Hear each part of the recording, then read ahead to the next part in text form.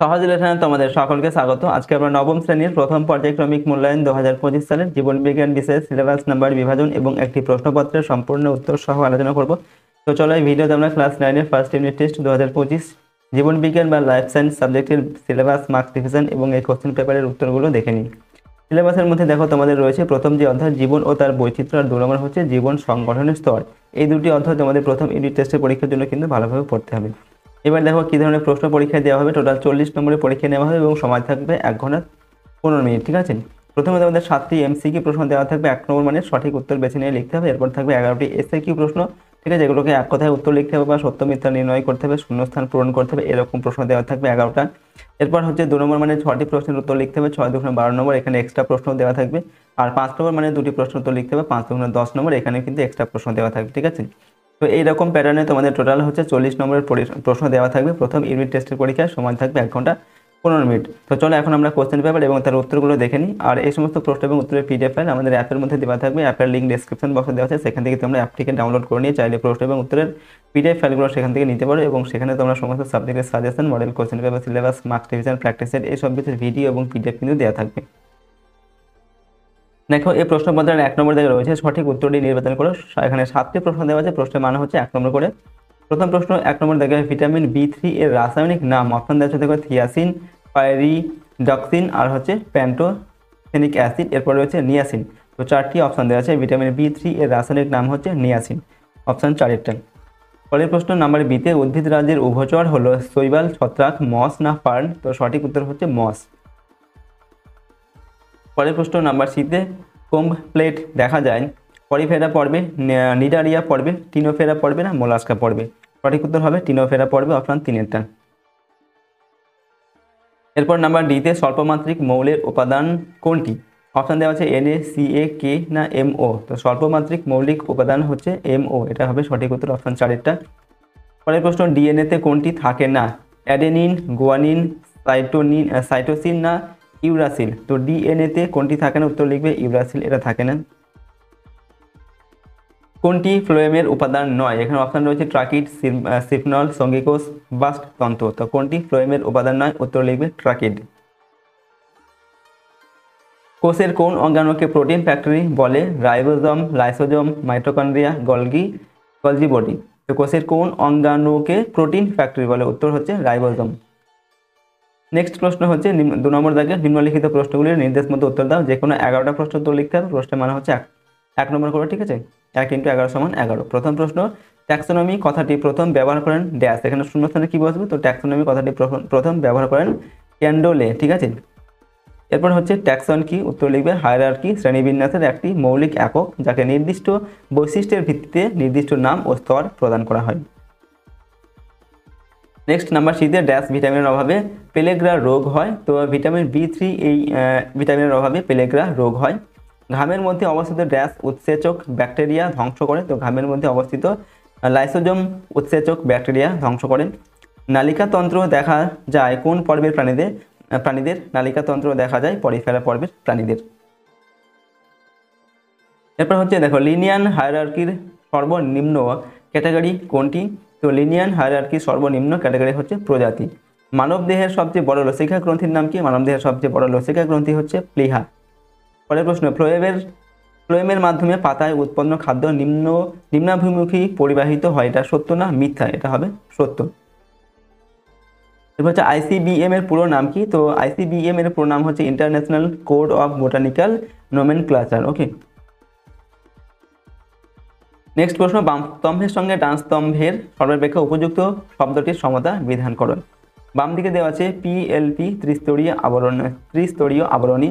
এরপর প্রাণীকোষ বিভাজন, ছন্দ, সিলম, ইনসুলিন। ডান দিকে দেওয়া আছে অগ্নাশয়, সেন্ট্রোজম, গলজি বডি, মোলাস্কা, নিমাটোডা আর হচ্ছে একক পর্দা।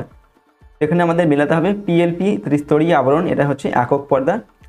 প্রাণীকোষ বিভাজনে এটা হচ্ছে সেন্ট্রোজম সাহায্য করে। আর ছন্দ সিলম এটা হচ্ছে নিমাটোডা। ইনসুলিন হচ্ছে অগ্নাশয়, ঠিক আছে, অগ্নাশয় গ্রন্থি থেকে ইনসুলিন করিতে হয়। 3 নম্বর থেকে নিম্নলিখিত প্রশ্নগুলোর উত্তর দাও। যে কোনো 6টি করতে হবে। প্রশ্নের মান হচ্ছে 2 নম্বর করে, 6 2 12 নম্বর। প্রথম নাম্বার এতে দেওয়া আছে দ্বিপদ নামকরণ বলতে কি বোঝো? উদাহরণ সহ লেখন। তো জীবের নামকরণের আন্তর্জাতিক প্রথা অনুসারে প্রথমে গণের নাম এবং পরে প্রজাতির পদ ব্যবহার করে দুই শব্দের সমন্বয়ে জীবের যে নামকরণ করা হয় তাকে দ্বিপদ নামকরণ বলে। যেমন হচ্ছে হোমো স্যাপিয়েন্স, মানুষের বিজ্ঞানসম্মত নাম, ওকে, বা মানুষের দ্বিপদ নাম। নাম্বার বিতে দেওয়া আছে প্রোক্যারিওটিক ও ইউক্যারিওটিক কোষের দুটি পার্থক্য লেখো। তো প্রোক্যারিওটিক আর ইউক্যারিওটিক কোষের পার্থক্য হচ্ছে, 1 নম্বর, প্রোক্যারিওটিক কোষ তুলনামূলকভাবে ছোট আর ইউক্যারিওটিক কোষ তুলনামূলকভাবে বড়। 2 নম্বর পার্থক্য, প্রোক্যারিওটিক কোষ অনুন্নত এবং সরল প্রকৃতির হয় আর ইউক্যারিওটিক কোষ উন্নত এবং অপেক্ষাকৃত জটিল প্রকৃতির হয়। নাম্বার সি হচ্ছে উপপর্ব বা ট্রিব্রাটার দুটি বৈশিষ্ট্য লেখো। 1 নম্বর বৈশিষ্ট্য, অন্তকঙ্কাল বিশিষ্ট দুজোড়া অর্থাৎ অগ্রপদ ও পশ্চাৎপদ থাকে, ঠিক আছে, বা বর্তমান। 2 নম্বর হচ্ছে দেহের অঙ্কীয় দেশে অবস্থিত সুগঠিত হৃৎপিণ্ড রক্ত সংবহনের কাজ করে। নাম্বার ডিতে রয়েছে দেখো গরম তরল স্যুপ কি? উত্তর লিখবে আদিম পরিবেশে আবির্ভূত জৈব অণুগুলি সমুদ্রের জলে মিশে জীব সৃষ্টির অনুকূল একটি মাধ্যম সৃষ্টি করেছিল। সমুদ্র জল ও বিভিন্ন জৈব অণুর মিশ্রণকে গরম তরল স্যুপ বা হট ডাইলিউট স্যুপ বলা হয়, ঠিক আছে। প্লাস্টিড কত প্রকার ও কী কী? তো বর্ণের তারতম্য অনুসারে প্লাস্টিড মূলত 3 প্রকার, যথা হচ্ছে লিউকোপ্লাস্টিড, ক্রোমোপ্লাস্টিড আর হচ্ছে ক্লোরোপ্লাস্টিড। এই 3 রকমের প্লাস্টিড হয়ে থাকে। নাম্বার এফ, যোগ কলার দুটি কাজ লেখো। তো লিখবে 1 নম্বর দিয়ে দেহের বিভিন্ন অঙ্গ ও কলার মধ্যে যোগসূত্র সৃষ্টি করা। 2 নম্বর কঙ্কাল গঠন করে দেহের বিভিন্ন কাঠামো প্রদান এবং বিভিন্ন অঙ্গের সংরক্ষণে ও চলাচলে সাহায্য করা। এরপর হচ্ছে জাইলেম ও ফ্লোয়েমের দুটি পার্থক্য লেখো। তো জাইলেম আর ফ্লোয়েমের দুটি পার্থক্য হচ্ছে, প্রথম পার্থক্য, জাইলেম মৃত কোষ দ্বারা গঠিত, ফ্লোয়েম জীবন্ত কোষ দ্বারা গঠিত। জাইলেম জল ও খনিজ লবণ পরিবহন করে আর ফ্লোয়েম কে করে শর্করা এবং অন্যান্য বিপাকের সক্রিয় পরিবহন ফ্লোয়েমে হয়, ওকে। 4 নম্বর দেখে নিম্নলিখিত প্রশ্নগুলির উত্তর দেওয়া বিকল্প প্রশ্নগুলি লক্ষণীয়। এখানে প্রশ্নের মান হচ্ছে 5 নম্বর করে এবং 5 দুগুণে 10 নম্বর দেওয়া আছে দুটি প্রশ্নের জন্য। প্রথম প্রশ্ন নাম্বার এতে জীবদের 5টি রাজ্যের নাম লিখে প্রতিটির একটি করে বৈশিষ্ট্য ও উদাহরণ দাও। তো হুইটেকার 1769 খ্রিস্টাব্দে জীবের 5 রাজ্যের শ্রেণীবিন্যাস বা শ্রেণীবিভাগ করেছিলেন। প্রতিটি রাজ্যের বৈশিষ্ট্য ও উদাহরণ, ঠিক আছে, বৈশিষ্ট্য সহ উদাহরণ। তো প্রথম হচ্ছে 1 নম্বর মনেরা, এরা এককোষী ও প্রোক্যারিওটিক কোষ আণুবীক্ষণিক হয়, ঠিক আছে। উদাহরণ হচ্ছে ব্যাকটেরিয়া, মাইক্রোপ্লাজমা, নীলাভ, সবুজ শৈবাল, এগুলো হচ্ছে উদাহরণ। 2 নম্বর হচ্ছে প্রোটিস্টা, এরা এককোষী ও উপনিবেশ গঠনকারী ইউক্যারিওটিক প্রকৃতির এবং উদাহরণ ইউগ্লিনা, অ্যামিবা, প্যারামিজিয়াম, এইগুলো। 3 নম্বর হচ্ছে ফানজি, এরা এককোষী বহুকোষী অনুসূত্রাকার হয়, উদাহরণ হচ্ছে ইস্ট, মিউকর, পেনিসিলিয়াম, এইগুলো। 4 নম্বর প্ল্যান্টি, বহুকোষী ইউক্যারিওটিক প্রকৃতির, উদাহরণ হচ্ছে স্পাইরোকাইরা, পোগোনেটা, এরপর হচ্ছে ড্রায়োপটেরিস, এইগুলো। 5 নম্বর হচ্ছে অ্যানিমালিয়া, বহুকোষী এবং ইউক্যারিওটিক প্রকৃতির, এর উদাহরণ হচ্ছে পরিফেরা, অঙ্গনিমাল, সন্ধিপথ, এইগুলো। এরপর এর সঙ্গে অথবা দিয়ে বলা হচ্ছে ট্যাক্সোনমির সংজ্ঞা লেখো। ট্যাক্সোনমির উপাদানগুলি কী কী? ট্যাক্সোনমির গুরুত্ব লেখো। তো ট্যাক্সোনমি কি না, বিজ্ঞানের যে শাখায় জীবের নামকরণ ও শ্রেণীবিন্যাস পদ্ধতি আলোচনা করা হয় তাকে ট্যাক্সোনমি বা বিন্যাস বিধি বলে। ট্যাক্সোনমির উপাদানগুলো কী কী না, ট্যাক্সোনমির মুখ্য উপাদানগুলি সাধারণত 3টি শ্রেণীতে ভাগ করা যায়, যথা শনাক্তকরণ, নামকরণ এবং শ্রেণীবিন্যাস, ঠিক আছে। ট্যাক্সোনমির গুরুত্ব কী না, ট্যাক্সোনমির গুরুত্ব হচ্ছে, ট্যাক্সোনমির প্রধান গুরুত্ব হলো 1 নম্বর বৈচিত্র্যময় জীবজগতে বিভিন্ন গোষ্ঠীভুক্ত জীবদের মধ্যে পারস্পরিক সম্পর্ক নির্ণয় করা যায়। 2 নম্বর ট্যাক্সোনমির জ্ঞান থেকে জীবের পূর্বপুরুষ যে অনুন্নত ছিল সেই তথ্য এবং বিবর্তনের ধারা সম্পর্কে জানা যায়। এরপর নাম্বার বিতে ভাজক কলার গঠনগত 3টি বৈশিষ্ট্য লেখো। রক্তকে তরল যোগ কলা বলা হয় কেন?